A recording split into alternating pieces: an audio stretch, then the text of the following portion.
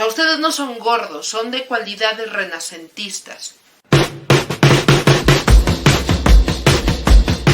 Hola seres humanos, ¿cómo están? Hoy vamos a empezar con historia del arte y pues nuestro primer tema será el Renacimiento y el manierismo. Vamos pues. Bueno, si de repente me ven voltando hacia abajo es porque aquí tengo mi acordeón, tengo mis notas para no irme como hilo de media por otros temas que de repente suele ocurrirme, ustedes ya lo saben. Así que bueno, empezamos con el Renacimiento. Es importante aterrizar el contexto histórico en el cual se dio pues toda esta inventiva en cuestión estética y en cuestión artística. La base del Renacimiento, al menos desde el pensamiento, al menos digámoslo así desde la filosofía, es el humanismo. De no haber existido el humanismo, muy probablemente no habríamos tenido Renacimiento. ¿Por qué? Porque la humanidad en ese momento, siglo XV, siglo XVI, viene de este gran periodo en la historia conocido como la Edad Media.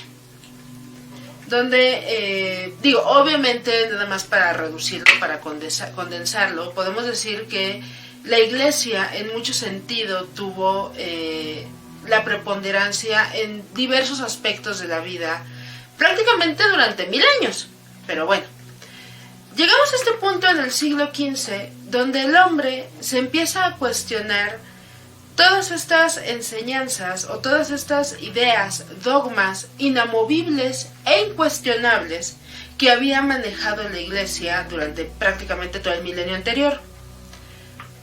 Piensen que el siglo XV representa el momento en el que cae Constantinopla a manos de los árabes y pues Europa se queda así como, pues que nosotros éramos los buenos. Se descubre, Colón llega a esta tierra que luego será América, y es otra duda, pues no que nosotros seamos los únicos. Por otro lado, pues está la imprenta de Lutero que empieza a hacer más fácil el acceso al conocimiento, y todo finalmente hace mella y ayuda a la transformación del pensamiento medieval al pensamiento moderno. Y bueno, la primera línea en la cual nosotros podemos ver cómo se transforma este pensamiento es justamente el humanismo.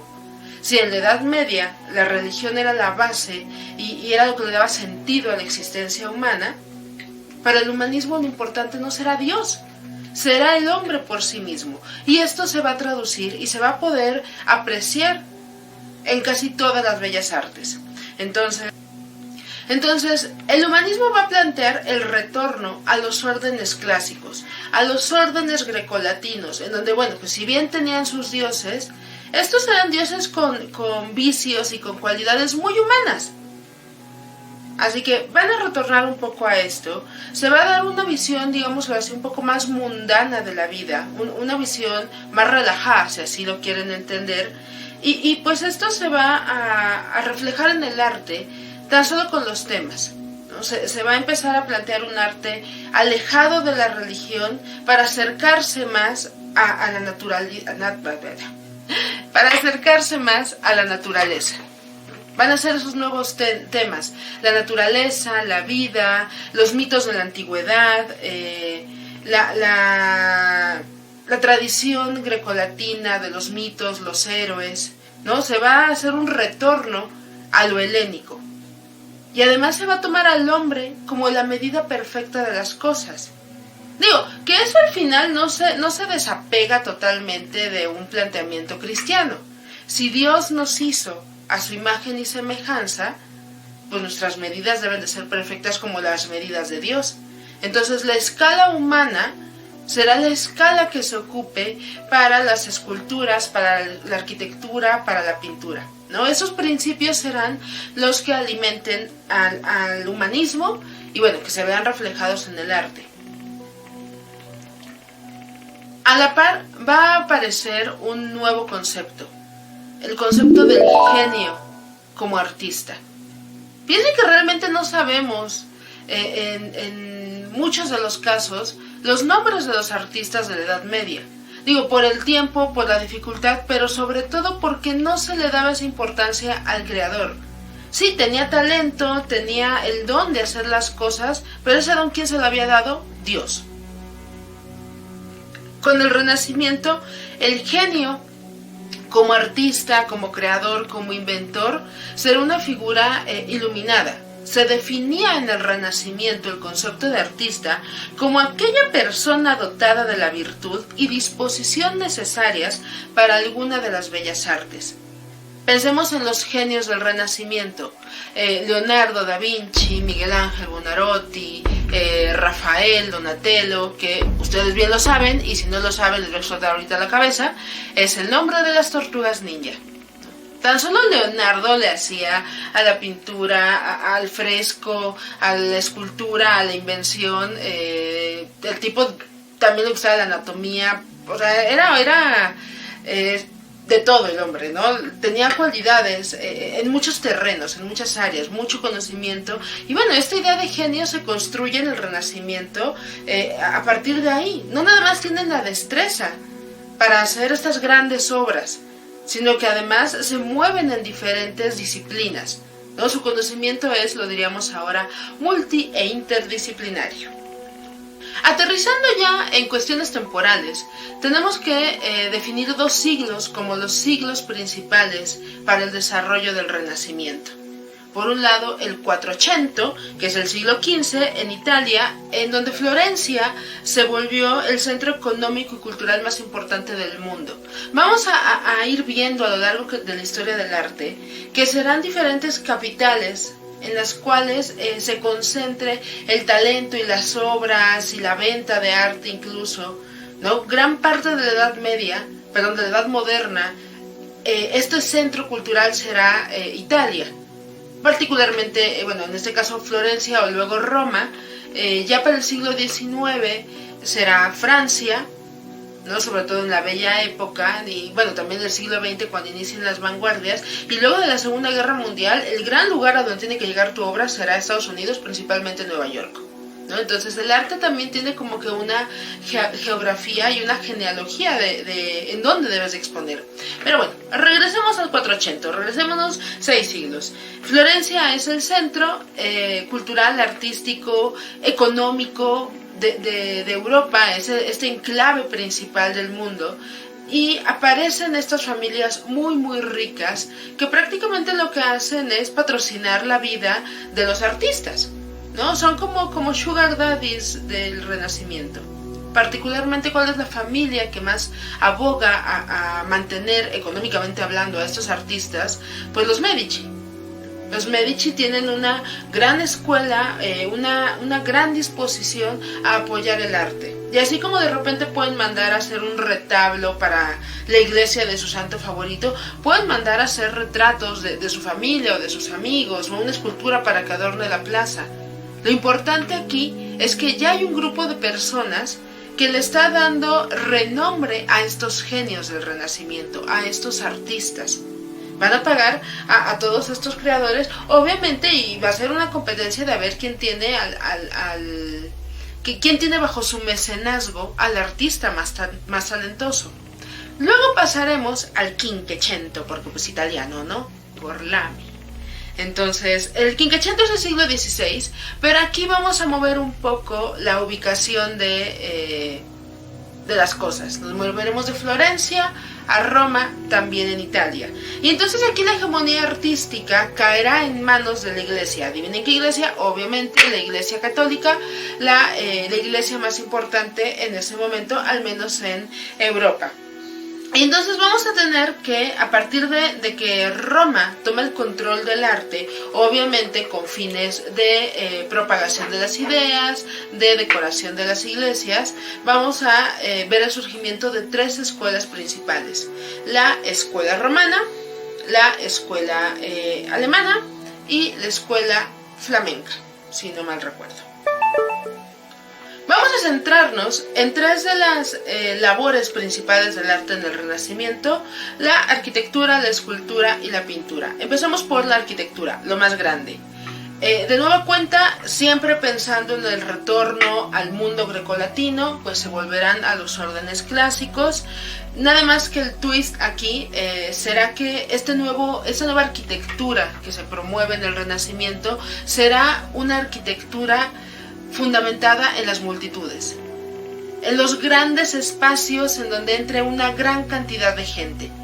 Piensen en basílicas, iglesias, la Plaza de San Pedro en Roma, que además tiene esta forma maravillosa que le da Bernini, que es como de unos brazos, ahora sí valga la redundancia, abrazando a los fieles. Tú entras a la Plaza de San Pedro y pues te recibe este apóstol en donde fundó su iglesia ahí en Roma, así como de hijo tú, ven acá, bienvenido, ¿no? Y prácticamente la basílica y todo está pensado en estas misas, en este poder eclesiástico, en esta siempre constante referencia de que Dios es grande y tú eres pequeño, porque además los interiores se volverán sagrados. El interior de una iglesia, a partir del Renacimiento, adquirirá una característica o una potestad sagrada mayor, al menos en términos de lo que tú ves, que lo que tenía anteriormente. En cambio, el Renacimiento va a pugnar mucho por el trabajo en mármol, tanto en la arquitectura como en la escultura, ¿no? Y el mármol finalmente por sus colores, por sus acabados, refleja mejor la luz. Además la luz se va a entender en el Renacimiento como un indicativo de dignidad. Porque no creen que todo el mundo tenía luces y ventanas en su casa. Digo, bueno, obviamente la energía eléctrica no existía, ¿no? Tener luz, tener algo que ayudara a iluminar los espacios, eran lujos que nada más se podía dar la gente rica y obviamente la iglesia. Entonces la luz es sinónimo de dignidad, es sinónimo de pureza, es sinónimo de poderío. Entonces la luz y la forma en la que éste se mueve dentro de un espacio será algo fundamental en la arquitectura del Renacimiento. Algo importante es que no nada más entras, por ejemplo, a la Basílica de San Pedro y ves este mármol blanco iluminado precioso, sino que está decorado por todos lados. Piensen nada más que el fresco enorme de la cúpula que hace Miguel Ángel Buonarroti es toda la idea del Antiguo Testamento plasmada ahí. Desde la creación, que es uno de estos cuadros emblemáticos e icónicos del arte occidental, la expulsión de Adán y Eva del paraíso, no sé, no recuerdo bien hasta dónde llega pues la narrativa, pero si tú no sabes la historia de la iglesia, no importa. ¿Por qué? Porque el fresco en el techo te la cuenta. Y bueno, realmente la gente en el Renacimiento pues sí se sabía la historia de la iglesia porque pues no tenían otra cosa que hacer más que creer en Dios y pues porque tampoco había muchas posibilidades de entretenerse en otras cosas. Y porque ya existe la Inquisición. Pero bueno, entonces piensen en la arquitectura como la cúspide del poderío eclesiástico en función de la multitud, en función de todo lo que yo te pueda enseñar para que sepas que yo soy superior a ti porque yo soy la voz de Dios, va a estar plasmado en el espacio en el que te encuentres. Pasemos a la escultura. La escultura del Renacimiento, regresemos a las proporciones humanas, pues será casi de una mimética o de una copia, una réplica del cuerpo humano cuasi perfecta. Piensen en este hombre de Vitruvio, ¿no? Que es una de las obras también fundamentales de Leonardo, en donde no nada más es este hombre en estas posiciones que le dan sentido a la proporción del cuerpo, sino que esta proporción que prácticamente desde la antigua Grecia ya se sabía para que los cuerpos se vieran armónicos, se va a recuperar y se va a plantear en la escultura. Piensen, si conocen un poco de arte medieval, y si no, por aquí les pondré unas imágenes, las proporciones en la Edad Media sí eran como demonios. ¿Qué pasó con esa gente? ¿Por qué están así?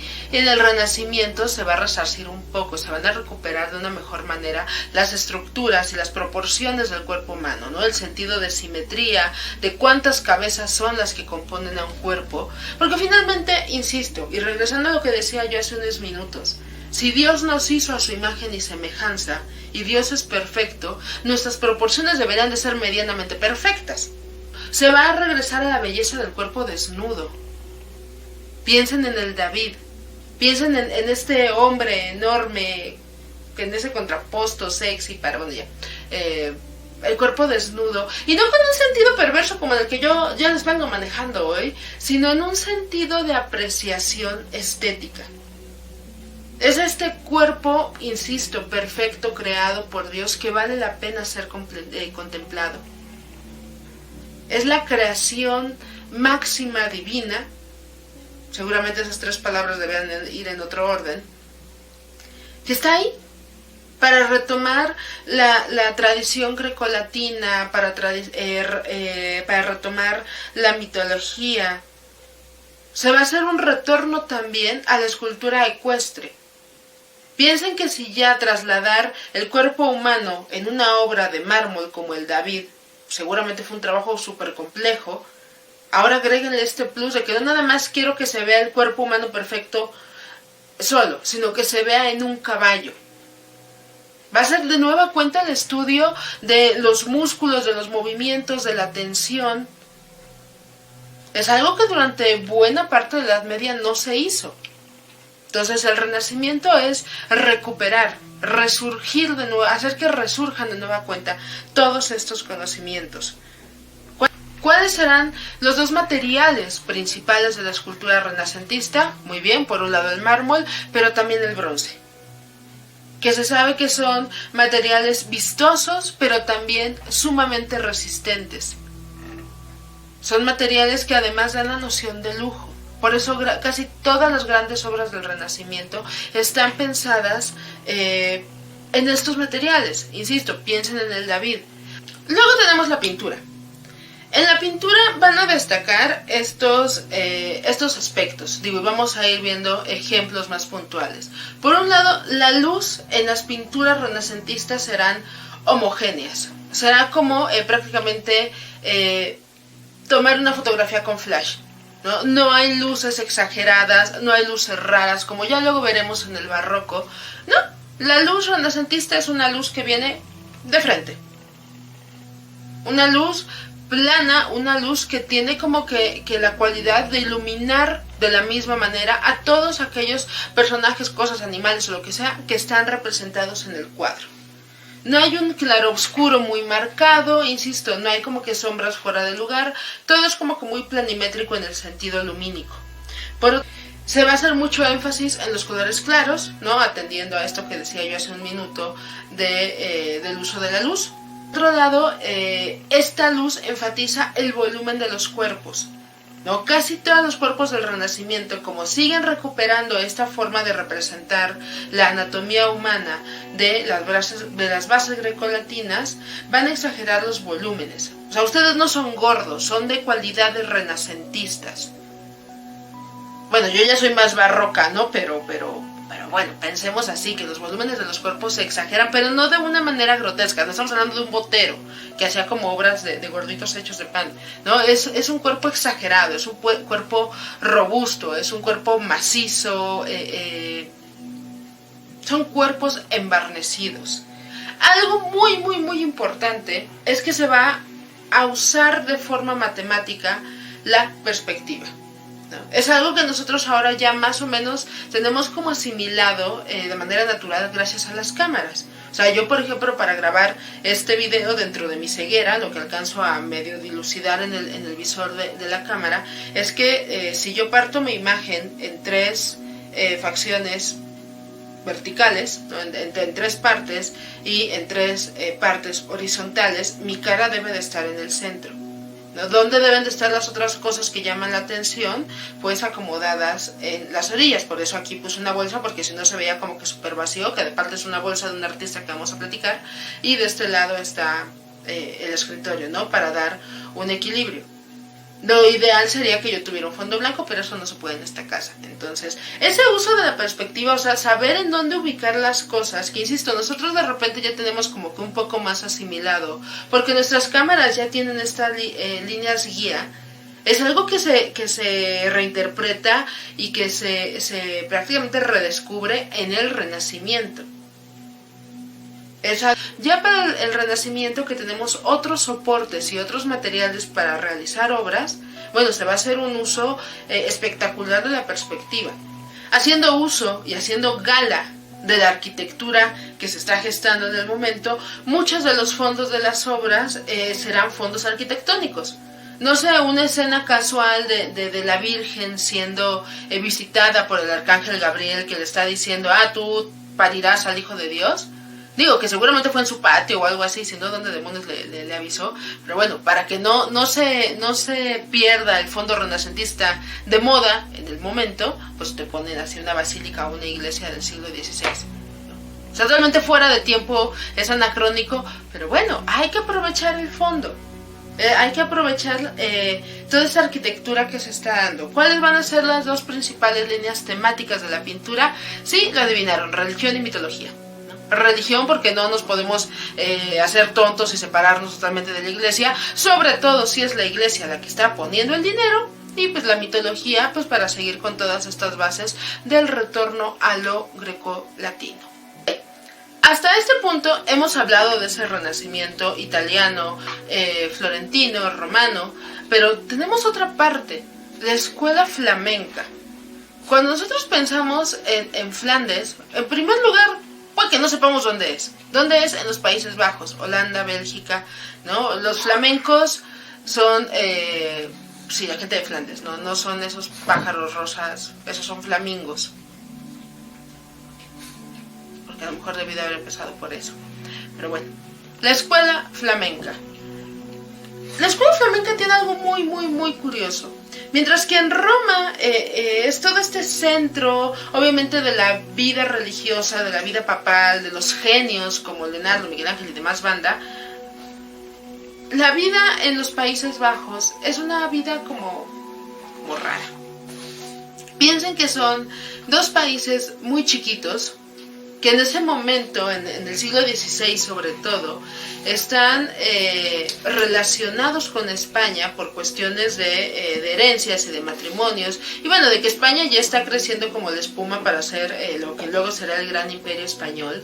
Entonces viven como que entre dos mundos, no son ni alemanes, germanos completos, pero tampoco son españoles, y como que a la vez tienen sus propias ondas muy aparte que no le comparten a los demás.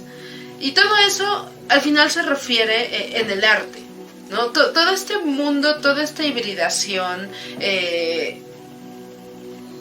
muy separada de la escuela flamenca, o bueno, de la vida en los Países Bajos, se va a ver representada en sus obras de arte. Por un lado, el arte flamenco va a ser un arte que incorpora, todo esto lo voy a decir sobre todo en función de la pintura, va a incorporar el sentido de la tridimensionalidad. No nada más agregan la perspectiva, sino que tienen como la facultad de crear profundidad en sus obras, de darles un carácter como en 3D. Digo, y estoy hablando de algo del siglo XVI, o sea, piensen que para nosotros hablar de tridimensionalidad es como que vamos a ver Godzilla contra King Kong y nosotros sentimos que es nosotros a quien le está dando la golpiza. No, aquí es tridimensionalidad pensada en el cuadro, en el lienzo, ¿no? Como por ejemplo en esta obra del matrimonio de los Arnolfini. ¿A qué me refiero con tridimensionalidad? ¿No? A colocar en diferentes planos los objetos o los personajes que están participando del cuadro. Piensen que poniendo, además del ejemplo de los Arnolfini, poniéndome de ejemplo, a mí me ven en un primer plano, en segundo plano ven la bolsa y en tercer plano, por estar más alejado, es el librero, bueno, la otra parte del mueble. Y ustedes, dentro de todo, pueden entender que la cámara está puesta en una posición, digamos como que en diagonal, ¿no? Por eso es este juego de perspectivas un poco extraño. No es planimétrico totalmente. Por otro lado, se van a alterar las proporciones corporales. Algo que tiene la escuela flamenca es que tiende como a alargar los cuerpos. Tiende como a hacer estos cuerpos más lánguidos, más elongados, por cuestiones de apreciación, de gusto, de estética. Piensen que la escuela romana es maciza, la escuela flamenca es delgada, ¿no? Es como más desnutridona, ¿no? Además de las proporciones en cuanto a la altura, también van a alterar, por ejemplo, la distribución del cuerpo, sobre todo de las mujeres. A las mujeres se les va a representar, como en esta obra de Adán y Eva, que si no mal recuerdo es de Durero, si no pues ya lo corregiré, en donde como que el inicio del vientre está muy pegado a los senos, como emulando una barriga de embarazo, cuando que realmente no era la circunstancia, ¿no? Eva no se embaraza en el paraíso. O bien, este mismo principio de la barriga solían ponerlo como que muy abajo, ¿no? Como pancita así de pedito. Es la peor forma en la que puedo explicar el arte flamenco seguramente. Jan van Eyck, discúlpame. Otra cosa interesante que tienen los flamencos es que en muchas de las obras usan el círculo como soporte de la composición. Generalmente las obras eran en lienzos rectangulares o cuadrados, o bueno, en frescos, en paredes, que no le puedes pedir una pared que sea circular en el Renacimiento. O bueno, sí se lo puedes pedir, pero cuesta mucho trabajo. Los flamencos no, los flamencos se sienten cómodos haciendo obras en círculos. En lienzos circulares, en bastidores redondos, en mesas incluso. ¿Cuáles van a ser los temas? Sobre todo temas religiosos, ¿no? Porque, insisto, no podemos desapegarnos de esto. Pero de repente serán los temas deliciosos como... deliciosos. Pero de repente serán los temas religiosos como el Jardín de las Delicias del Bosco, que sí, el Bosco es mi perro y el Bosco es un pintor y el Bosco se llama Bosco por el pintor. Los temas serán como de esas partes de la religión que sí, o sea, vienen en los libros y todo, pero pues no son tan como que tan retratadas, no son temas tan representativos. Y además, como que el otro plus de la escuela flamenca, que por eso es muy rara, es que tienden a retratar muchos aspectos de la vida cotidiana. O sea, ¿a qué me refiero con vida cotidiana? Como la celebración del fin de la cosecha, o como los niños jugando en la nieve. Creo que si pudiéramos estimar así como a los 4 genios italianos del Renacimiento, a los 4 genios flamencos del Renacimiento, tendríamos que enunciar por un lado a Jan van Eyck, que es el del retrato de los Arnolfini, porque solía retratar a gente acaudalada, a gente rica. Por otro lado, Alberto Durero, que además de ser pintor, era grabador y era como un rockstar flamenco del Renacimiento. A mí se me hace así como que era guapísimo el señor, porque está su autorretrato, que seguramente ustedes estarán viendo en este momento. Por otro lado, Bruegel, que podremos describir su obra como en los memes. Si ves una pintura en donde hay un montón de gente haciendo cosas normales, es Bruegel. Y por otro lado, Hieronymus van Aken, el Bosco, que podríamos describir su pintura como, si estás viendo un montón de gente haciendo mierdas muy locas, es el Bosco. Así que esos son como los 4 pilares, nuestros 4 genios de la plástica flamenca. Para terminar, el manierismo. El manierismo es como una especie de adolescencia o de etapa de transición entre el Renacimiento y el Barroco.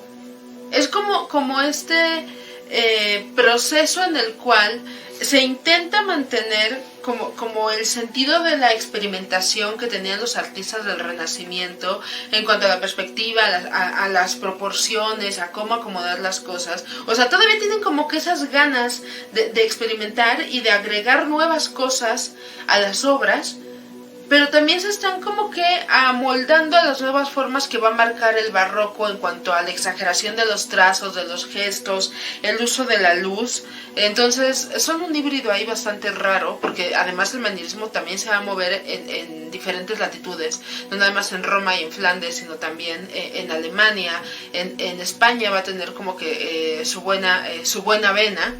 Que algo que me pasó, bueno, es que manierismo viene de maniera en portugués, que significa gracia o elegancia.